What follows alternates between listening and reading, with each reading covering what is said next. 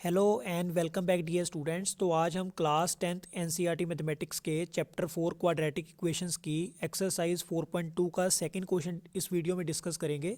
तो last video में मैंने आपको इसका क्वेश्चन नंबर 1 करवाया था। तो अगर आपने वो वीडियो अभी तक नहीं देखा तो उसको आप ज़रूर देखो, क्योंकि उसी में मैंने फैक्टराइजेशन मेथड जो है वो आपको डिटेल में समझाया है। तो उसका लिंक आपको इस वीडियो के डिस्क्रिप्शन में मिल जाएगा। And those who have seen that video, तो let us start question number 2। तो देखिए स्टूडेंट, इसकी स्टेटमेंट क्या है कि solve the problems given in example number 1। तो आपकी एनसीईआरटी में एक्सरसाइज 4.2 से पहले जो फर्स्ट एग्जांपल है उसमें दो प्रॉब्लम्स दी हुई हैं, दो स्टेटमेंट्स हैं बेसिकली, उनको आपने सॉल्व करना है। तो the statements of which are as follows. तो फर्स्ट पार्ट की जो स्टेटमेंट है वो आपको क्या दी हुई है कि John and Jivanti together have 45 marbles. तो जॉन और जीवंती दोनों के पास मिलाकर 45 मार्बल्स हैं, यानी कुल मिला के टोटल मार्बल्स कितने हैं 45। Both of them lost 5 marbles each and the product of the number of marbles they have now is 124। तो we would like to find out how many marbles they had to start with. तो basically आपने ये पता करना है कि starting में उनके पास कितने कितने मार्बल थे। तो बाकी जो स्टेटमेंट है वो मैं आपको साथ साथ में समझाता हूँ। तो सबसे पहले आप ऐसे लिख लो कि लेट मार्बल्स जॉन हैड। तो जॉन के पास शुरू में कितने मार्बल थे, ये आप ले लो x. And marbles Jivanti had.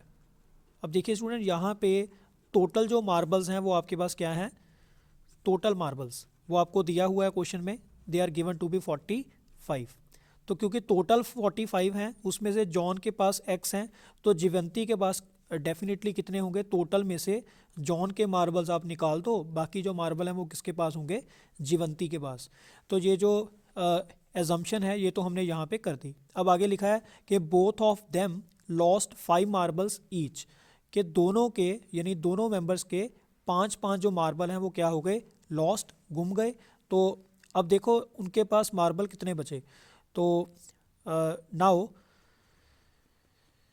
Marbles John have. तो जॉन के बाद अब कितने मार्बल जो हैं वो बचे। तो आप यहाँ पे लिख सकते हो कि स्टार्टिंग में उसके पास एक्स थे तो 5 उसने उसके लॉस्ट हो गए, तो बाकी कितने बचे, x-5। Similarly marbles Jivanti had. तो ये कब की बात है, ये सेकंड राउंड की हम बात कर रहे हैं, जब 5 मार्बल्स उनके लॉस्ट हो गए। तो उसके पास थे 45 माइनस एक्स, तो उसमें से भी आप 5 सब्ट्रैक्ट कर दो तो ये बचेगा 45 माइनस 5 यानी 40 माइनस एक्स। तो this is something the number of marbles John is having now, and this is something the number of marbles Jivanti is having now. तो आपको बोला है कि the product of the number of marbles they now have is 124, कि जितने marble John के पास बचे, जितने जीवंती के पास बचे, उन दोनों का जो प्रोडक्ट है वो आपको क्या दिया हुआ है, 124। तो आप ऐसे लिख सकते हो प्रोडक्ट इज इक्वल टू 124। और प्रोडक्ट आपने किसका लेना है, जितने मार्बल जॉन के पास हैं वो कितने हैं, x-5, और जितने मार्बल जीवंती के पास हैं वो कितने हैं, 40 minus x is equal to 124। अब आपने इसको सिंप्लीफाई करके क्वाड्रेटिक इक्वेशन बनानी है कुछ इस टाइप की, a x square plus b x plus c equal to 0 provided is non zero. तो यहाँ पे x को अगर मैं दोनों से मल्टीप्लाई करूँ, ये बनेगा 40x माइनस एक्स स्क्र, और -5 को जब आप दोनों से मल्टीप्लाई करोगे तो मल्टीप्लाई तो करना ही है, साथ में आपने साइन चेंज करने हैं। ये प्लस का था माइनस का हो गया, ये माइनस का था प्लस का हो गया, क्योंकि 5 क्या है आपका नेगेटिव और राइट साइड पे है 124। तो यहाँ पे सबसे पहले एक्स स्क्र वाली टर्म लिखो, फिर हम लिखेंगे एक्स वाली टर्म्स। तो मेरे पास देखिए स्टूडेंट, यहाँ पे एक्स स्क्र वाली जो टर्म है वो आपके पास क्या आएगी, तो आई थिंक यहाँ पे जो है वो आपके पास 200 के साथ यहाँ पे आना है 5x। तो इसको आप ज़रा करेक्शन कर लो, 5x आना है यहाँ पे। तो माइनस एक्स स्क्र आ गया, उसके बाद 45x, देन वी हैव -200, और इस 124 को आप इधर शिफ्ट कर दो, -124 इज इक्वल टू 0। तो ये फर्दर बनेगा माइनस एक्स स्क्र, इसके बाद x वाली आपके पास यही टर्म है प्लस 45x, और ये माइनस माइनस क्या बनेगा, प्लस साइन माइनस का। अब स्टूडेंट्स आपने इस टाइप की फॉर्म तो बना ली। अब यहाँ पे एक चीज़ आपने माइंड में रखनी है कि एक्स स्क्र वाली टर्म को आप हमेशा पॉजिटिव रखो। तो ये कोई हार्ड एंड फास्ट रूल नहीं है, इससे थोड़ी कैलकुलेशन इजी हो जाती है। तो फर्स्ट टर्म पॉजिटिव हो गई, सेकंड नेगेटिव हो गई, और थर्ड टर्म आपकी पॉजिटिव हो गई। तो ये हमने क्या किया, हमने थ्रू आउट इस इक्वेशन को मल्टीप्लाई कर दिया 1 के साथ। तो ऐसी जो एल्जेब्रिक ट्रीटमेंट्स हैं ये आप यहाँ पे कर सकते हो, कोई प्रॉब्लम नहीं है। तो इक्वेशन तो बन गई। अब आपने ऐसे दो नंबर सेलेक्ट करने हैं जिनका सम है -45 और प्रोडक्ट कितना आना चाहिए 324। अब स्टूडेंट्स ये एक किस्म का हिट एंड ट्रायल टास्क है। यहाँ पे आपने अच्छे से सोचना है कि कौन से ऐसे दो नंबर होंगे जिनका टोटल ये बने और प्रोडक्ट ये बने। तो यहाँ पे बेटर ये रहता है कि जो आपका प्रोडक्ट है उसको आप थोड़ा सा फैक्टराइज कर लो। तो अगर मैं इसके फैक्टर बनाऊँ तो ये आ रहा है 162, अगर मैं आगे फैक्टर बनाऊँ ये आ रहा है 81, आगे आ रहा है 327, 3 और 9, आगे 3 और 3। तो मुझे पता चल रहा है कि इसके जो फैक्टर्स हैं उसमें 2 आ रहा है, उसमें 3 आ रहा है, या फिर मैं बोल सकता हूँ 3 3 9 भी आ रहा है, या फिर 3 3 9, 9 2 18 भी आ रहा है। तो इसी तरह से आपने कॉम्बिनेशन बनाने होते हैं। तो देखिए यहाँ पे अगर आप 36 और 9 इनको अगर आप ट्राई करते हो तो डेफिनेटली 36 + 9 ये बनेगा 45, और दोनों को मल्टीप्लाई करने पे डेफिनेटली आपके पास बनेगा 324। तो नेगेटिव साइन लाने के लिए दोनों का साइन मैं यहाँ पे क्या ले रहा हूँ, नेगेटिव। तो मेरे पास बनेगा x² और 45x को आपने इस फॉर्म में लिख देना है, -36x -9x + 324 is equal to 0। Now students, can we take anything common from the first two terms? Obviously we can take. तो x can be taken as common. इन दोनों में से आप 9 तो कॉमन ले ही सकते हो, साथ में आपको माइनस भी कॉमन लेना पड़ेगा क्योंकि आपको यही वाला एक्सप्रेशन चाहिए इस ब्रैकेट में।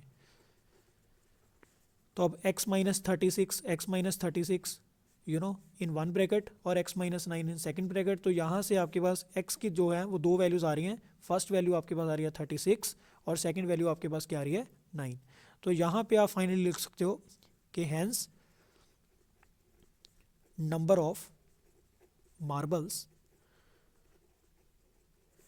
जॉन हैड, जॉन के पास या तो 36 मार्बल्स थे या फिर 9 थे, और accordingly and number of marbles Jivanti had. तो देखिए स्टूडेंट, टोटल जो मार्बल्स हैं उनके पास कितने थे 45। तो फर्स्ट केस हमने बनाया, अगर जॉन के पास 36 मार्बल्स होंगे तो 45 - 36 यानी जीवंती के पास कितने होंगे 9, या फिर ये भी हो सकता है अगर जॉन के पास 9 मार्बल्स थे तो जीवंती के पास कितने होंगे 45 - 9 दैट इज़ 36। तो यहाँ पे जो है वो दो आपके पास सिचुएशंस बन रही हैं। तो नो प्रॉब्लम, आपने इस तरह से इसका जो आंसर है वो सम अप कर देना है। तो pause the video and note it down, then we will discuss its second part. Yes students, now see the second part of question number 2. So the statement is a cottage industry produces a certain number of toys in a day. कि कोई cottage industry है वो किसी एक दिन में कुछ number of toys जो है वो प्रोड्यूस करती है। तो कितने प्रोड्यूस करी है ये आपको यहाँ पे नहीं गिवन। तो अगर आप इसकी लास्ट लाइन डायरेक्ट देखो, we would like to find the number of toys produce on that day, कि उस दिन उस कॉटेज इंडस्ट्री ने कितने जो टॉयज़ हैं वो प्रोड्यूस किए। तो यहीं से आपका क्वेश्चन स्टार्ट होगा कि let number of toys produced on that day. तो इसको यहाँ पे जो है वो आप x लेट कर लो। नेक्स्ट आपको बोला हुआ है the cost of production of each toy in rupees was found to be 55 minus the number of toys produce in a day. तो इसका मतलब क्या है कि जो cost of production of each toy, हर एक टॉय का जो कॉस्ट है, जो कॉस्ट ऑफ प्रोडक्शन है वो क्या होगा, जितने टॉयज़ उस दिन प्रोड्यूस हुए। तो आप देखो कितने टॉयज़ उस दिन प्रोड्यूस हुए, ये हमने क्या लेट किया x। तो इसको आपने 55 में से क्या करना है सब्ट्रैक्ट, और वो आपका क्या आएगा cost of production of each toy. तो यहाँ पे नेक्स्ट लाइन में मैं लिख रहा हूँ cost of production of each toy. तो हर एक टॉय का जो प्रोडक्शन कॉस्ट है वो आपके पास क्या होगा 55 minus number of toys produce on that day, जो कि हमारे पास क्या है x। तो इनडायरेक्टली कॉस्ट ऑफ प्रोडक्शन हमारे पास क्या होगा 55 माइनस x। नेक्स्ट है आपके pass on a particular day total cost of production was rupees this. अब स्टूडेंट्स यहाँ पे देखो टोटल कॉस्ट जो है वो आपको क्या दी हुई है ₹750। तो देखो अगर एक टॉय प्रोड्यूस हुआ होगा तो उसकी कॉस्ट है 55 माइनस x। दो टॉयज़ की क्या होगी, एक टॉय की होगी 55 minus x। For 2 toys it will be 2 के साथ आप मल्टीप्लाई कर दो। For 7 toys it will be आप 7 से मल्टीप्लाई कर दो। तो हमारे पास यहाँ पे कितने टॉयज़ प्रोड्यूस हुए x।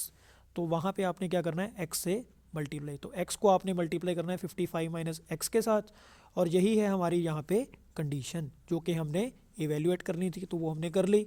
तो अब आपने इसको आगे सिंप्लीफाई करना है, ये आ गया 55x minus x square equal to 750।